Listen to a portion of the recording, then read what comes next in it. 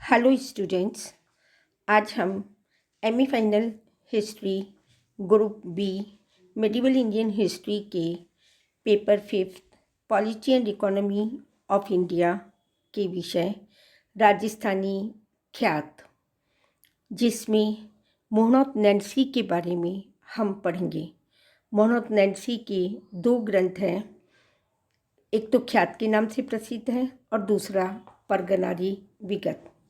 ख्यात किसको कहते हैं? यह एक ऐसा साहित्यिक शब्द है जिसमें राजा महाराजाओं ने जो प्रसिद्धि प्राप्त की, उन प्रसिद्धि को उनके दरबारी कवियों ने जो लेखबद्ध किया, वह ऐतिहासिक ग्रंथ ख्यात के नाम से जाना गया। राजस्थान के अबुल फजल मोहनोत नैन्सी कहलाए। मुंशी देवी प्रसाद ने इन्हें यह उपाधि प्रदान की कि राजस्थान के अबुल फजल मोहनोत नैन्सी हैं। अबुल फजल मुगल सम्राट अकबर के 9 रत्नों में से एक थे। वह अकबर का प्रमुख दरबारी, सलाहकार, मित्र, सेनानायक तथा महान साहित्यकार था।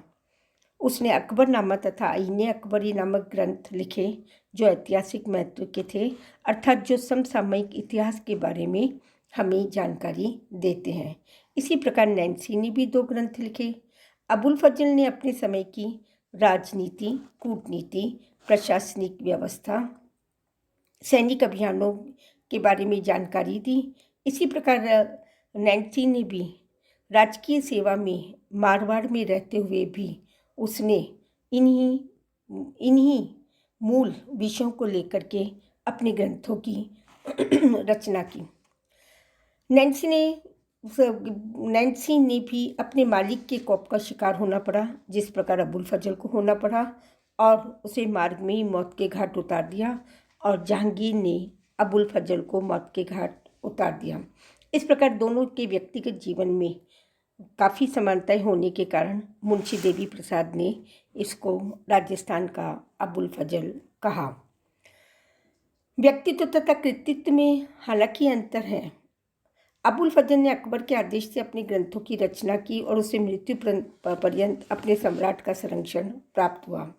उसने इसी प्रकार नैन्सी ने अपने ऐतिहासिक प्रेम या इतिहास से संबंधित अधिक रुचि होने के कारण उसने इसके अंतर्गत अपने मारवाड़ के महाराजा जसवंत सिंह के शासकों की कमजोरी तथा अवगुणों का भी उल्लेख किया है।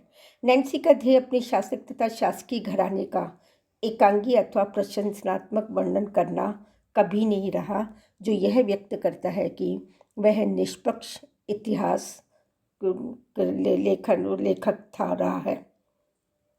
नैन्सी ने स्पष्ट रूप से लिखा कि उसने उदयपुर संबंधी जानकारी चारण आसिया गिरधर, चारण खेमराज और जांझण बीटू से प्राप्त की थी।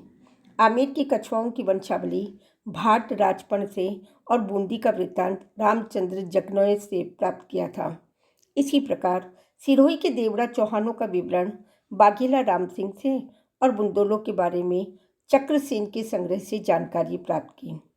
इसके अलावा नैन्सी ने अनेक चारणों, भाटों, गांवों के पटवारियों, कानून को आरती से ऐतिहासिक वृत्तांत संग्रहित किया था। तभी तो नैन्सी की ख्यात समसामयिक दृष्टि से मारवाड़ का इतिहास लिखने वाले BN रेऊ ने इसे बहुत ही महत्व दिया है, और ये एक ऐतिहासिक वृत्तांत जो निष्पक्षता से परिपूर्ण रहा है। परगनारी विगत मोहनोत नैन्सी की दूसरी रचना परगनारी विगत थी। यह ग्रंथ मारवाड़ परगनारी विगत के नाम से प्रसिद्ध हुआ।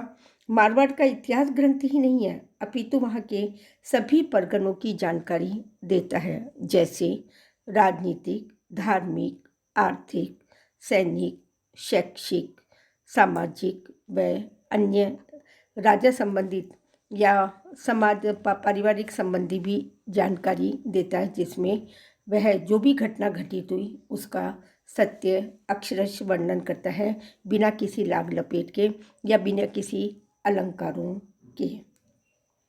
इसमें राठौड़ राजवंश के संस्थापक राव सिंहा के महाराजा जसवंत सिंह के शासनकाल 1665 तक के इतिहास का वह विवरण देता है। प्रत्येक परगना के इतिहास में जोधपुर के शासक द्वारा जो भी अधिकारी या जो भी राजकुमारों को जहाँ नियुक्त किया गया था या जो अपने विश्वसनीय दरबारियों या रिश्तेदारों को नियुक्त किया था, उनका वर्णन भी वह इस ग्रंथ में देता है।